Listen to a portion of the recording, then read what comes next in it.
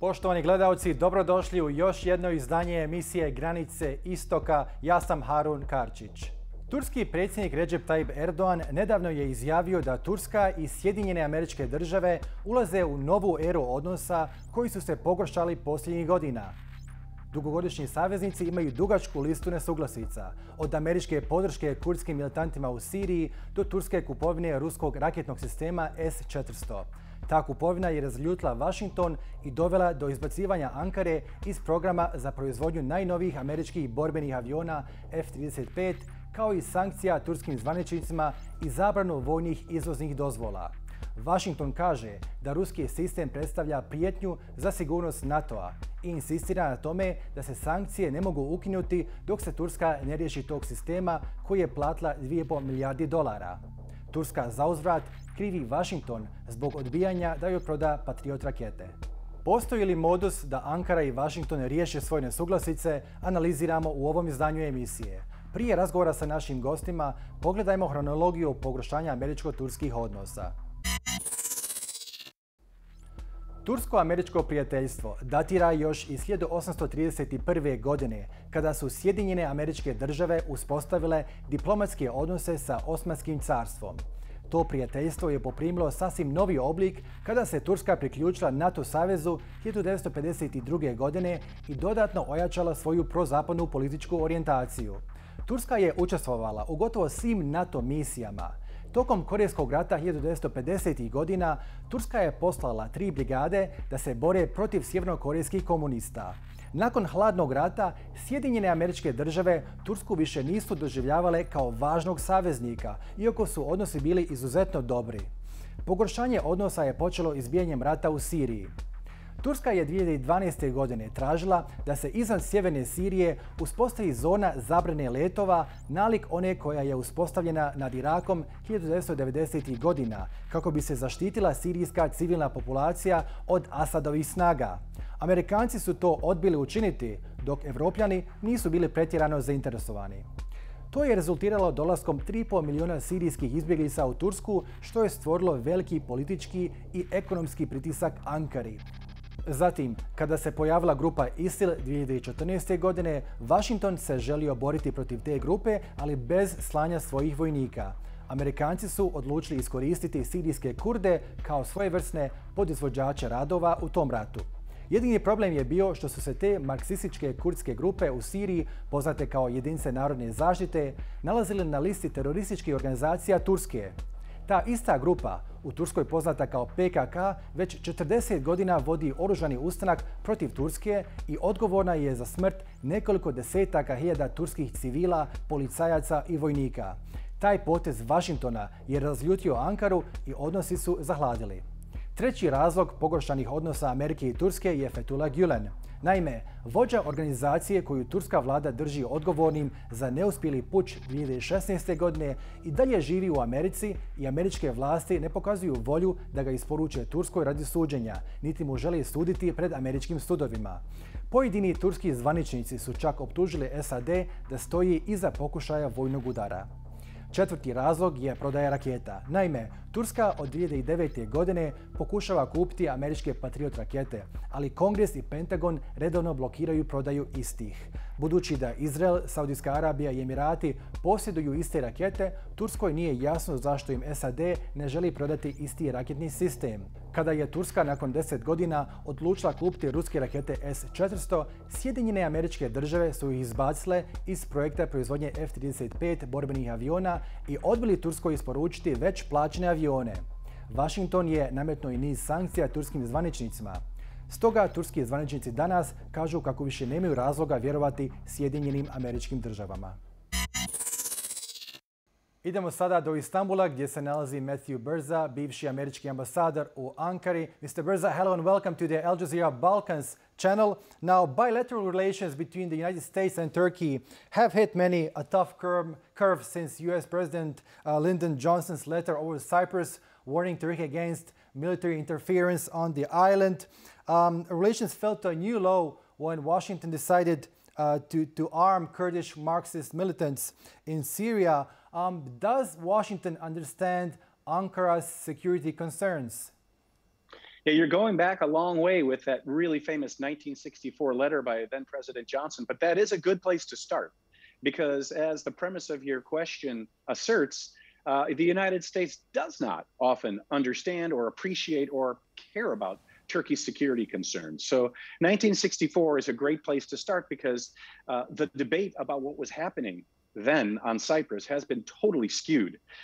And most people, when they talk about the Cyprus dispute in the United States, they start with 1974, when Turkish military forces intervened on the island, or the Greek side would say invaded.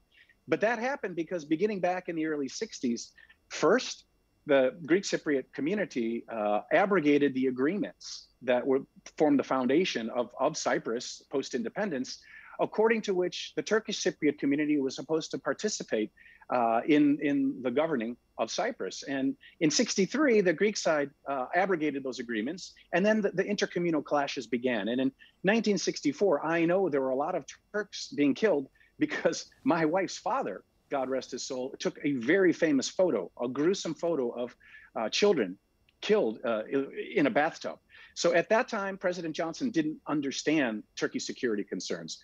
And if we fast forward to the YPG support and partnership by the United States, it's a case not so much of the United States not understanding Turkey's security concerns, but in this case, ignoring them. Because I know for a fact from my friends who were in the then Obama administration, they knew that the YPG, as you said, Marxist Kurdish militia, is a terrorist organization. I knew it when I was a senior official at the State Department. It's a branch of the PKK, which the US and the EU both recognize as terrorist. But at that time, it was much more convenient for the United States to partner with that one terrorist group against another terrorist group, Daesh, because by letting the YPG do the brunt of the fighting on the ground in Syria against the so-called Islamic State, the U.S. military viewed that as saving the lives of U.S. soldiers. So again, the U.S. ignored Turkey's security concerns, but it goes both ways. I mean, Turkey has also ignored U.S. security concerns. For example, back in March of 2003, when the U.S. requested permission to invade Iraq via Turkish territory. Now, has Turkey transformed from being a functional ally to the United States, acting within the parameters of America's foreign policy interests, to becoming an independent regional actor with its own regional aspirations? It has definitely made that transition to a regional actor that asserts its own regional interests. That's what the whole dispute last summer between Greece and Turkey was about maritime boundaries in the Eastern Mediterranean. For years, Turkey had simply gone along with Greek claims, not only of its territory, but its exclusive economic zone, and same for Cyprus, and didn't complain.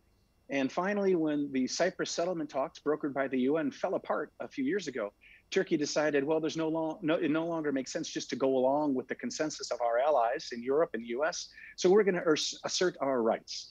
That doesn't always go down well in Washington, or in Paris, or in Berlin, where the bigger NATO member states expect other ones simply to go along with the consensus. But the United States certainly reserves the right to pursue what it perceives as its national interests, even when some of its other NATO allies don't agree. Right now, the S-400 rocket system that Turkey purchased from Russia is often cited as the reason rather than the end result of deteriorated U.S.-Turkish relations. Yet Turkey tried, as far back as in 2009, when Ahmet Davutoğlu was Minister of Foreign Affairs, to purchase U.S. Patriot missiles. However, it was either the Congress or the Pentagon that would have often blocked the sale of these advanced U.S. missiles. Why was it okay for Washington to sell Patriot missiles to the Saudis, Emiratis, and Israelis, but not to Turkey? Well, first of all, it never got to the point where the Congress blocked the sale. And in fact, what happened was the U.S. side, and I was involved in the beginning of these talks, by the way, the U.S. side made an offer to Turkey that was at a price that Turkey didn't like. And it was also at a level of technology transfer that Turkey didn't like. So Turkey wanted a lower price and more technology transfer. That said, it's true that every time there's a major weapons sale destined for Turkey, that certain diaspora communities, Greek and Armenian, they raise objections in the Congress. But I think that sale would have been approved. It's just at the end of the day, Turkey wanted a lower price and more technology. And so the other countries that you mentioned, they agreed to the U.S. price. and the U.S. level of technology transfer. And I can tell you that what was offered by the United States at the time was a highly attractive offer. I mean, as good as the U.S. has ever made to any of its allies. So I think on the Turkish side, this whole debate has gotten spun for convenience sake in Ankara, a little bit away from the reality to make it look more like Turkey was a victim.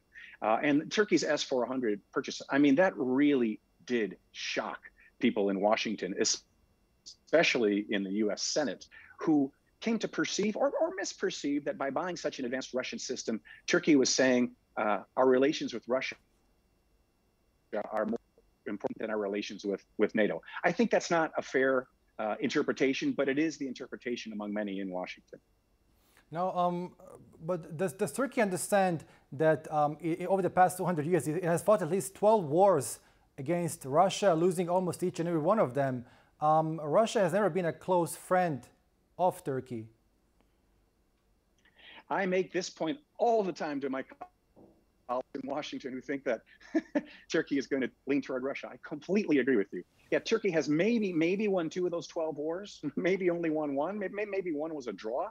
And you know, there's a school of foreign policy makers in Turkey, especially in the military, who think that Turkey's natural destination is to the east, is Eurasia. But the overwhelming realization is no. Turkey's natural place to be secure is in the West. It's together with European allies and with the United States. And when I have spoken at the very highest level here in Turkey, I mean the very highest level, about Washington perceiving Turkey as having chosen Russia, or Russia and Iran when it comes to Syria, over NATO and the US, at the top of the pyramid, what I hear is, you've got to be kidding me. Are you crazy? Why would Turkey ever want to be left alone in the Middle East, in Syria, with Russia and Iran, rather than with its European allies and the United States? So do you think Ankara's turn towards Moscow was a tactical move? Totally. It had to do with, including on the S-400s, one, Turkey, again, as you said in one of your questions, wanting to assert its interests and not simply be forced to fall in behind all the other big NATO allies. I think it was an attempt as well to form a separate negotiating forum, separate from the United States and the United Nations in Syria, because Turkey wanted to be recognized as a important, maybe the most important regional power, together with Iran and Russia, and it wasn't being treated with that respect from its other allies. Mm-hmm. And then I think that there was a bit of diplomatic, let's say, leverage being played by President Putin. You'll remember back a few years ago when Turkey shot down a Russian fighter jet that had strayed into Turkish airspace. Mm-hmm. That led to a deep freeze in Turkey-Russian relations. And I think part of the price for getting those relations back on track, for getting Russian tourists back in Turkey, for getting tomatoes re-exported, was to buy the S-400s and align a bit with Russia as well in Syria. But that's over. Yeah. And finally, President Erdogan's recent meeting with President Biden was rather warm and reconciliatory. Are you optimistic that Ankara and Washington can turn a new page in their relations? I'm not optimistic yet, because the differences are so broad and deep, and because the attitude toward Turkey, especially the US Senate, is so skewed and I think unrealistically negative. So nothing was resolved in this meeting. But what makes me hopeful, if not yet optimistic, is that I know for a fact from talking to both sides at very senior levels that the two leaders, who knew each other already, really did build some new and positive chemistry. And then, as one very senior ministerial level person put it to me, they felt as if old friends met again. So it's important that the two national leaders have this feeling of chemistry. And it's important that they make their bureaucracies follow up to build momentum where there can be some. And they did. President Biden and President Erdogan directed their bureaucracies to form practical working groups so that they could work out together how Turkey will be able to remain in Afghanistan after the US and the other allies leave, and continue to protect Hamid Karzai International Airport in Kabul. So there will be at least one area of concrete cooperation. And I think as momentum builds in that area, Afghanistan, then we can get to be optimistic that other more difficult issues can be resolved. But it'll take several months of good relations and practical relations. Right, Mr. Berzai, it was a pleasure speaking to you. Thank you so much for your time. Pleasure to you. Thank you. Poremećeni odnosi Ankare i Vašingtona su doprinijeli jačanju turske domaće namjenske industrije, naročito njenog programa dronova. Pogledajmo detalje u nastavku.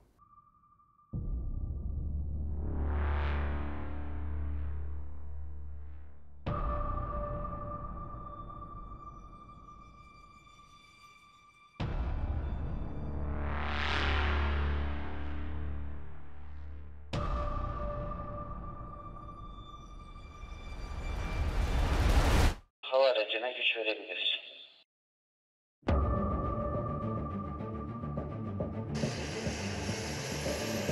Hava aracı çevresi etti. Kalkışa hazır.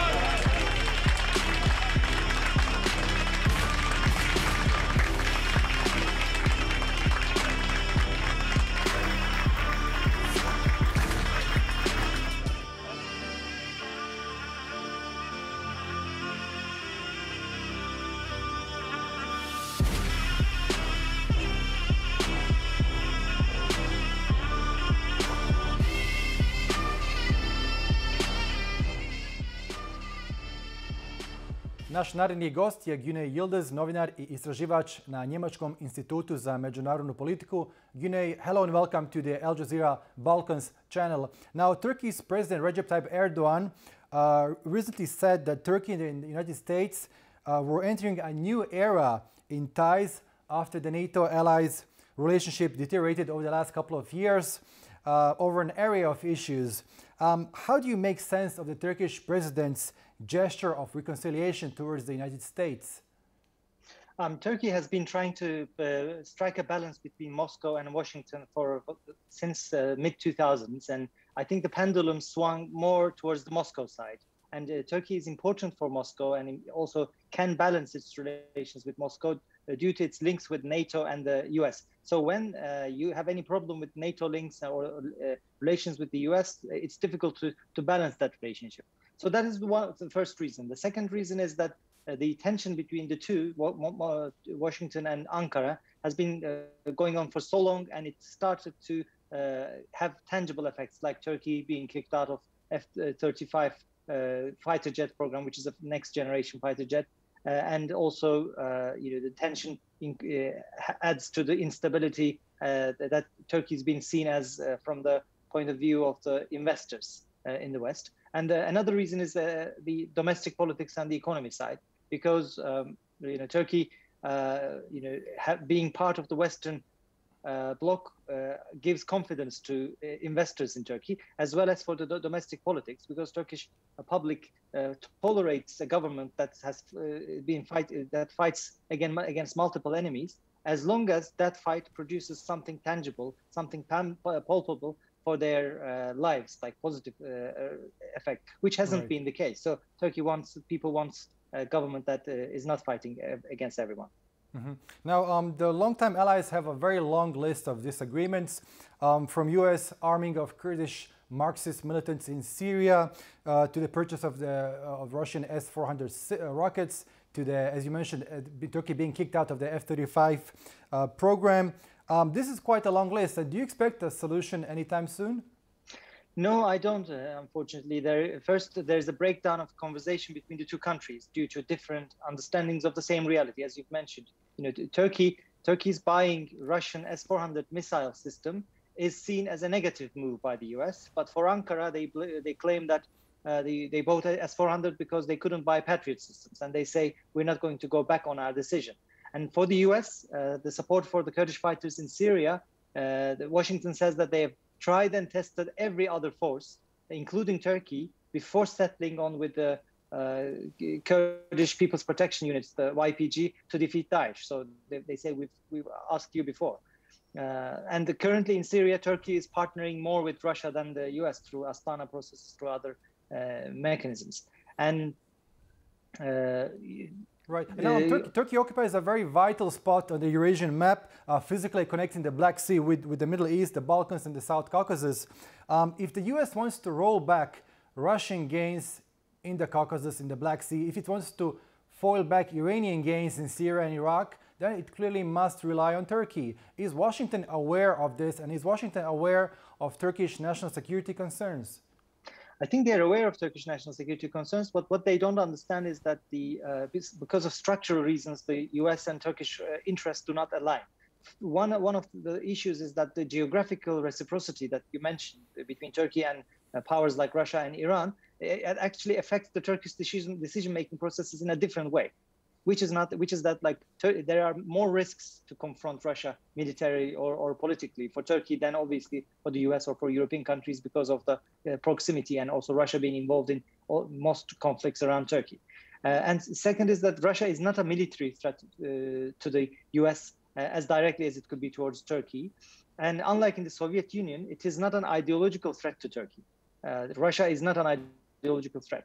And also Russia is a partner as well as an adversary. I describe Ankara-Moscow relations as an adversarial collaboration, borrowing a term from science. And for Iran, any instability in Iran could disturb the anti-Kurdish status quo in the Middle East, which would make Ankara's goal of keeping Kurdish aspirations under control even more difficult. So due to these reasons, Turkey needs to find the necessity to follow a more independent foreign policy than the US.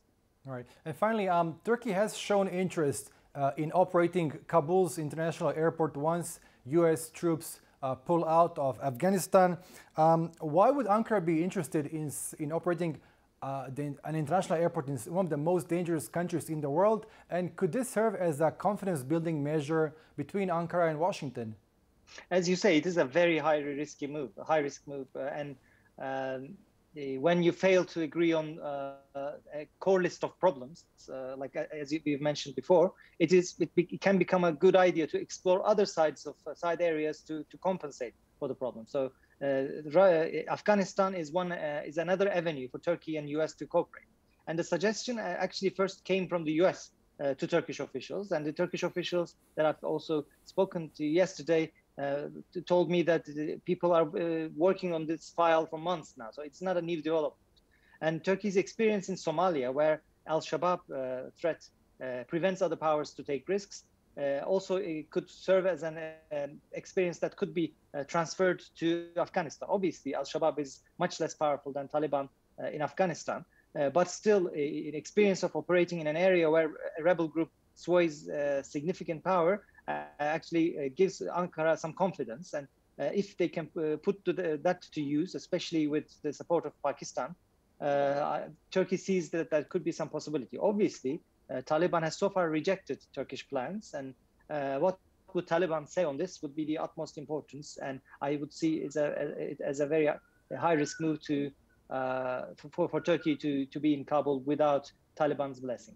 Right, Mr. Yildiz, it was a pleasure speaking to you. Thank you so much for your time. Thank you for having me.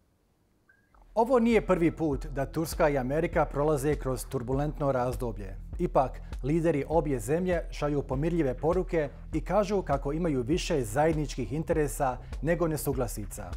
Washington je shvatio da ne može kontrirati ruskoj ekspanziji na Crnom moru i Kavkazu bez pomoći Turske, a Turskoj su potrebne američke investicije i pristup savremenoj tehnologiji. Obje zemlje nastoje osigurati svoje nacionalne interese koji se često preklapaju. Poštovani gledaoci, bilo je to sve u ovom izdanju emisije Granice Istoka. Ako ste propustili bilo koji dio, emisiju možete pogledati na našoj web stranici balkans.aljazeera.net. Hvala na pažnji.